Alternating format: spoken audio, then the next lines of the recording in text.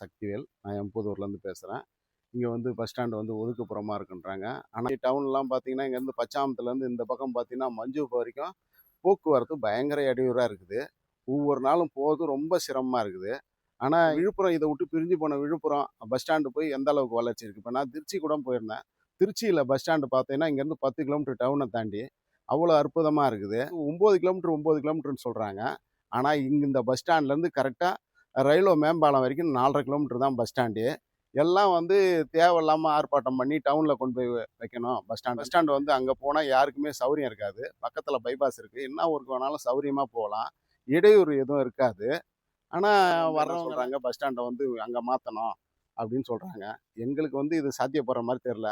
ஆனா நாங்க எங்க இருந்தாலும் போவோம். இன்னும் எத்தனை கிலோமீட்டர் தள்ளி இருந்தாலும் எங்களால முடியும். ஏன்னா நாங்க அந்த பஸ் ஸ்டாண்டுக்கு கொண்டு வந்தா வளர்ச்சி வந்து இங்க பார்த்தீங்கன்னா, ஓட்டி, ரயில்வே இது எல்லாம் மேம்படுத்துறதுக்கு ரொம்ப பக்கத்துல இருக்குது. பக்கத்துல அங்க ஒரு ரோடும் கொண்டு போறாங்க.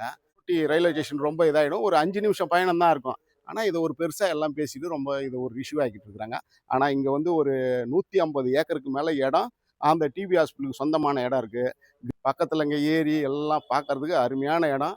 ஆனா இவங்க வந்து பஸ் ஸ்டாண்ட் வந்தா நாங்க தான் பாதிக்கணும்னு நாங்க தான் சொல்லணும். ஏன்னா சுற்றுச்சூழல்லாம் பாதிக்கும்னு. ஆனா இவங்க சொல்றதுக்கு எந்த சாத்தியமும் கிடையாது.